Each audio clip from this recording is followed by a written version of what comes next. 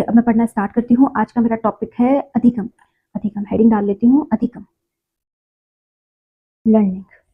चलो पढ़ते हैं। अधिगम या सीखना वह मानसिक प्रक्रिया है जिसमें बालक परिपक्वता की ओर बढ़ता हुआ अपने अनुभवों से लाभ उठाता हुआ अपने स्वाभाविक व्यवहार या अनुभूति में प्रगतिशील परिवर्तन या परिमार्जन करता है।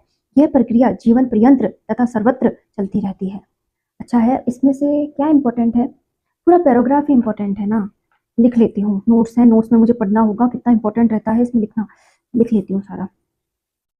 ठीक है, नेक्स्ट टॉपिक आता है इसका डेफिनेशंस। डेफिनेशंस में वुडवर्थ की डेफिनेशन ये है, क्रोएन क्रो की है, एंड गेट्सवे अन्य की है, स्किनर की है। सारी इंपॉर्टेंट है, लिख लेती हूँ। पता नहीं कौन सी पूछ ले, मुझे तो समझ में आना ही चाहिए ना कि नोट्स हैं, बार बार बुक में थोड़ी ना होंगी पढ़ने के लिए। ठीक है, इसको इस पर लिख लेते हैं।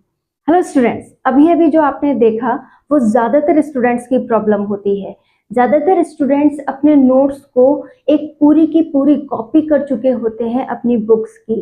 कहने का अर्थ है बुक में और उनके नोट्स में कोई ज्यादा फर्क नहीं होता है। तो नोट्स आखिर होते क्या हैं, शॉर्ट नोट्स क्या होते हैं, ये कब बनाए जाने चाहिए, कैसे इनको अच्छे से हम लिख सकते हैं, क्या ये उपयोगी हमारे लिए भविष्य में होंगे या फिर हमने ऐसे ही इनको लिखा है, क्या टेक्निक हम यूज करें जिससे कि ये जो नोट्स हमने बनाए हैं वो हमारे लिए बहुत यूजफुल हो जाए, साथ ही हमें बार बार बुक्स वगैरह नहीं पढ़नी पड़े। तो आप भी अगर प्रॉपर नोट्स बनाना चाहते हैं, एक अच्छी स्टडी करना चाहते हैं और जो मैंने अभी डिस्कस किया ऐसी गलतियां नहीं करना चाहते, तो एक बार ज़रूर इस वीडियो में लगातार बने रहिए। आपको मैं एक ऐसी टेक्निक सिखाने वाली हूँ जो शायद आप लोग पहले भी फॉलो करते होंगे लेकिन नहीं करते हैं, तो आज इस वीडियो में आप उन्हें समझें और अपने पढ़ने के तरीके में थोड़ा सा चेंज करें, जिससे कि आपका टाइम भी वेस्ट ना हो और जो आपने पढ़ा है वो आगे तक आपके लिए यूजफुल हो जाए। तो स्टार्ट करते हैं आज का वीडियो। सबसे पहला काम, अगर आप किसी टॉपिक को चूज कर लेते हैं कि आपका डेली रूटीन होना चाहिए, आपको रेगुलर कंसिस्टेंसी के साथ पढ़ाई करनी चाहिए और आप अगर रोज पढ़ते हैं, आप डेली टारगेट भी लिख कर सोते हैं, तो सुबह उठते ही आपको कोई प्रॉब्लम नहीं होती कि मुझे आज पढ़ना क्या है।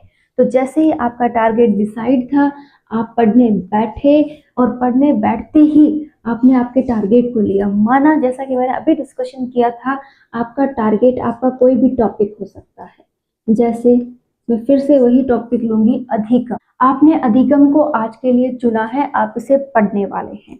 तो जो भी बुक है जहां से आप इसे पढ़ रहे हैं, सबसे पहला काम आपको करना है कि ये जो चैप्टर है, ये जो टॉपिक है, वो आप एक बार अच्छे से पढ़ लें। क्लियर?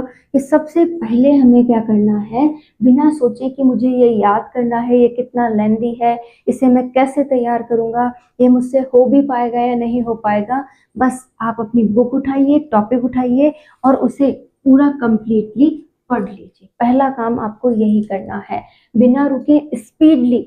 ध्यान आपका उसी पर होना चाहिए, इधर उधर आपके ध्यान का भटकाव नहीं होना चाहिए और बस एक बार ध्यान लगाकर उस चैप्टर को पूरा पढ़ लीजिए। और एक चैप्टर को आप अगर पूरा पढ़ रहे हैं, इस टॉपिक को पूरा पढ़ रहे हैं, तो आप आधे घंटे या पौन घंटे में इस टॉपिक को पूरा पढ़ लेंगे। क्लियर?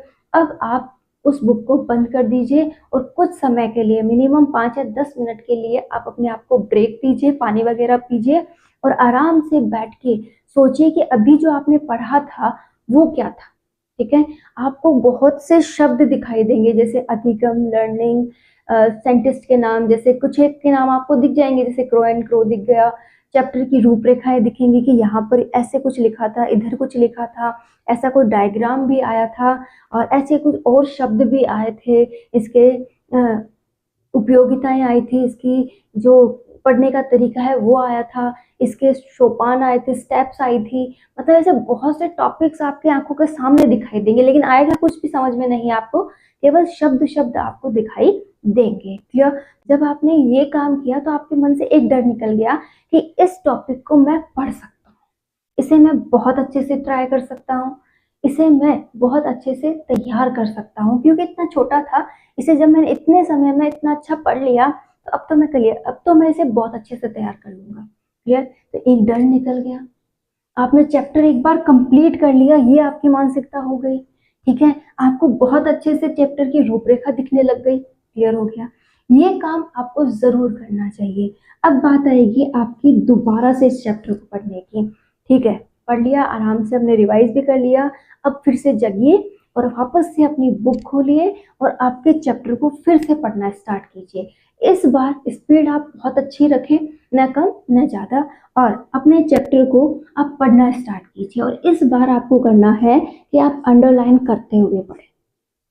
ठीक है, आप जब अंडरलाइन करते हुए पढ़ेंगे तो only for most important points आपको जो लग रहे हैं उन्हें आप अंडरलाइन करते हुए पढ़ें। कि जो भी टॉपिक आप पढ़ रहे हैं उसमें कौन कौन से शब्द, कौन कौन सी लाइंस इंपॉर्टेंट आ रही हैं, उन्हें आप अंडरलाइन करते चलिए और पूरे चैप्टर को आप पढ़ते चलिए और अंडरलाइन करते चलिए। एक और काम आप यहाँ पर ये कर सकते हैं कि इन अंडरलाइंस को आपको दोहराना है। क्लियर हो गया? तो जब आप ये दो काम कर चुके होंगे तो यकीन मानिए अब आपको वो चैप्टर 10-20% आने लग गया है। आप उसके इम्पोर्टेंट टॉपिक्स को एक बार समझने लगे हैं कि हाँ ऐसा कुछ डाला गया है, इतने सब टॉपिक्स इसमें ऐड किए गए हैं। आप इस चैप्टर की पूरी रूपरेखा समझ गए हैं। अब आपको क्या करना है, इस चैप्टर को यहीं छोड़ देना है और अपने दूसरे किसी सब्जेक्ट को पढ़ना स्टार्ट कर देना है। ठीक है, जब आप रात को सोने जाएं या फिर आपने पढ़ाई को कंप्लीट कर लिया है, उस समय आप थोड़ी देर, आधा घंटा वगैरह जो भी पूरे दिन में पढ़ा है उसे रिवाइज किया करो। तो अब आपको क्या करना है, इन इम्पोर्टेंट लाइंस को एक बार फिर से पढ़ना है। ठीक है, पढ़ के सोना है और सुबह जब आप उठें अपने डेली रूटीन को फिर से स्टार्ट करें, आपने जो भी दूसरे दिन का टारगेट बनाया है उसे स्टार्ट करें। तो आपको करना क्या है, इसी टॉपिक को आपने अभी तक कंप्लीट नहीं हुआ तो इसे उठाएंगे। ठीक है, जैसे आपने इसे उठाया फिर से एक बार इंपॉर्टेंट लाइंस को रिवाइज कर लीजिए। अब जाइए आप 5 ईयर क्वेश्चन पेपर्स पे। ठीक है, आपको केवल और केवल अधिगम से रिलेटेड क्वेश्चंस वहां पर एक बार देखने हैं। आप पाएंगे कि अधिगम के सोपान से क्वेश्चन पूछा गया है। ठीक है, अधिगम की जो डेफिनेशंस हैं उनमें से कौन सी डेफिनेशन पे क्वेश्चन पूछा गया है, उन सभी पॉइंट्स को आप लिखकर ले आइए। क्लियर? अब आपको यहाँ कुछ एक चीजें समझ में आ गई। आप सोच रहे होंगे कि ये बहुत लंबा प्रोसेस है, लेकिन अगर हमें कुछ अच्छा पाना है तो ये तो अपनाना ही पड़ता है। ठीक है, अब आपको क्या करना है, उन सभी जो भी डेफिनेशंस वगैरह वहां से आपको मिली, आप उन डेफिनेशन को वहां पे अपनी जो बुक है उसमें टिक मार्क कर लीजिए कि मुझे पेपर में क्रो एंड क्रो की मिली थी, गेट्स की मिली थी या फिर स्किनर की मिली थी। जिसकी भी मिली है उसे टिक मार्क कर लीजिए, क्योंकि वही अब कौन सी है इंपॉर्टेंट है, उन्हीं पर आपको अधिक फोकस करना है। ऐसा नहीं कि उसमें 10 बुक में डाली गई है तो 10 ही मेरे लिए इंपॉर्टेंट है, कुछ तो अलग होगी जिन पर क्वेश्चन पूछे जाते हैं, तो उनको आपको क्या कर लेना है, अब टिक मार्क कर लेना है। अब एक और पॉइंट सामने आ गया कि अधिगम के कौन से पॉइंट से अधिक क्वेश्चन बने हैं वो हमने देख लिए। क्लियर हो गया? अब आप बना सकते हैं अपने नोट्स। अब आप जब भी पहले पैराग्राफ को पढ़ेंगे तो आपको ये क्लियर है कि ये शब्द ही है जो मेरे पेपर्स में भी मैंने देखा था, साथ ही मैंने जब 2 बार इसे पढ़ा तो भी ये इंपॉर्टेंट रहा, पूरे चैप्टर पूरे टॉपिक में इसकी उपयोगिता रही। तो वो शब्द, वो इंपॉर्टेंट लाइंस ही आप नोट करेंगे अपने नोट्स में। जबकि अगर आप पहली ही बार बुक उठाते ही नोट्स बनाने बैठ गए तो आपको यही समझ में नहीं आएगा कि कौन सी लाइंस इंपॉर्टेंट है और कौन से पॉइंट इंपॉर्टेंट नहीं है। अब आप इन पॉइंट्स को क्या कर सकते हैं, नोट्स के रूप में बना सकते हैं और यकीन मानिए ये बहुत अच्छे नोट्स अब आपके बनेंगे। और जब तक आप इन्हें बहुत बार रिवाइज कर चुके हो, जब आपने नोट्स बना लिए हैं, ठीक है, अब आपने जब इसे तीसरी बार पढ़ा तो आपने इसे नोट्स भी बना लिए, इसे पढ़ भी लिया और आपका काम रेडी है। तो आपको अधिगम अब आने लगा है। आपने नोट्स बनाने के साथ साथ उसे याद भी कर लिया है। वो आपके लिए इतना अच्छा तैयार हो गया है कि आज आप उसके क्वेश्चंस अगर सॉल्व करें तो यकीनन आपके बहुत ज़्यादा क्वेश्चन सही भी होंगे। तो ऐसा काम अगर आप करते हैं तो वो बेस्ट नोट्स में, बेस्ट स्टडी में गिना जाता है। और आप सोच रहे हैं ये टाइम ज़्यादा खींच रहा है, तो यकीन मानिए इसमें समय कम लगा है आपकी प्रोसेस के बजाय, क्योंकि आपने पहली बार पढ़ते ही नोट्स बनाए, वो यूजलेस थे। आपको ये तक नहीं पता कि कौन सी लाइन इंपॉर्टेंट है और कौन सी नहीं, तो वो नोट्स किसी काम के नहीं है। तो जब तक आप एक पूरी प्रोसेस फॉलो नहीं करते, आप कोई भी काम पूरी तरीके से नहीं कर सकते। और एक और पॉइंट आप यहाँ पर ये ध्यान रखें कि कोई भी नोट्स कंप्लीट कभी भी नहीं बनते हैं। ये हैं आपके नोट्स, ठीक है। अब आपने अपने नोट्सों को किस तरीके से बना लिया। आपके जो नोट्स हो ना, उन नोट्स को आप बहुत खुला खुला लिखें। जैसे आपकी कोई भी एक सब टॉपिक कंप्लीट होती है कि ये टॉपिक है, इसका सब टॉपिक है, वो कंप्लीट होता है तो उसके नीचे एक या दो लाइन छोड़ दें, ठीक है। और आप जब पूरा नोट्स इस टॉपिक का बना चुके हो तो उसके बाद भी एक पेज खाली छोड़ दें।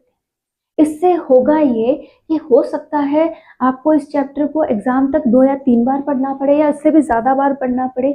जब भी हम किसी टॉपिक को बार बार पढ़ते हैं, क्या पता कहीं और से भी आप इस टॉपिक के लिए जानकारी लें, तो आपको जो भी आपके नोट्स हैं उनसे अलग कुछ देखने को मिले, कुछ सीखने को मिले।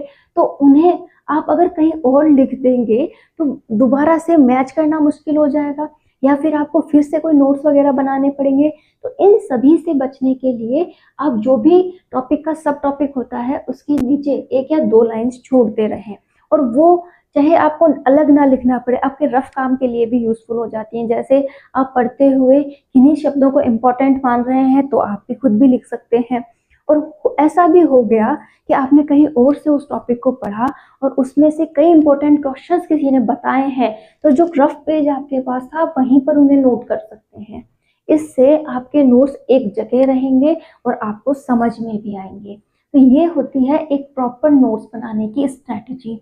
पढ़ने का तरीका भी मैंने साथ साथ बताया है कि आप पहले एक बार अच्छे से किसी भी चैप्टर की रीडिंग लगाएं, दोबारा से अंडरलाइन करते हुए पढ़ें, और जब आप उस चैप्टर को इतना कर दें तो वहीं छोड़ दें। दोबारा से नेक्स्ट डे उन लाइंस को आप पढ़ें, रिवाइज करें, उन्हें बहुत अच्छे से अपने मेमोरी में सेव करें और उसके बाद ही नोट्स बनाएं।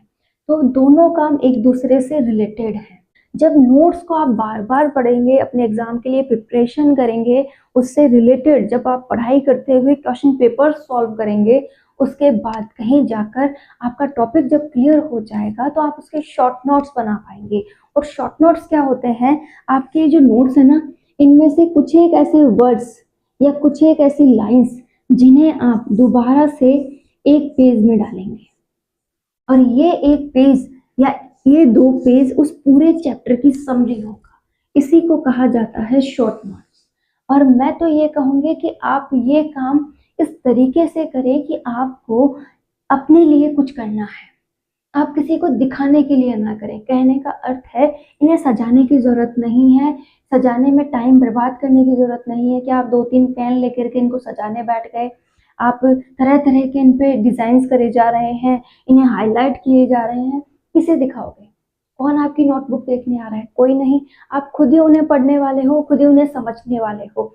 बस इतना अच्छा लिख दो कि वो आपको समझ आए, आप उनको बार बार देख के बोर ना हो। बहुत अच्छी लिखावट, साफ सुथरी लिखावट, अच्छे से पेन का यूज किया गया हो, अच्छे से डायग्रामेटिकली उसे समझाया गया। मैं अपनी ही बात करूं, मैंने ये शॉर्ट नोट्स बना रखे हैं, इसमें कम से कम 5 या 6 टॉपिक्स ऐड हैं। मैंने ये अपने लिए बनाए हैं, मुझे ये समझ में आते हैं, मुझे आज भी समझ में आते हैं।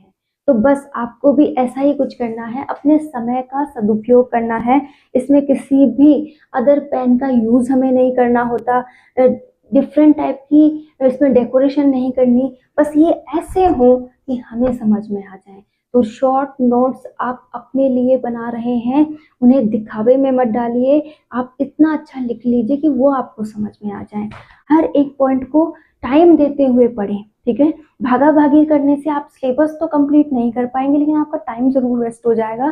क्योंकि 70% अगर आपने ईमानदारी से अच्छे से तैयार किया है तो भी आप बहुत अच्छा कर लोगे, लेकिन 100% आपने तैयार भी किया लेकिन आपको वो आता 40% भी नहीं है, तो वो किसी भी काम का नहीं माना जाए। उम्मीद करती हूँ आपको मेरी बात समझ आई होगी और आप मन लगाकर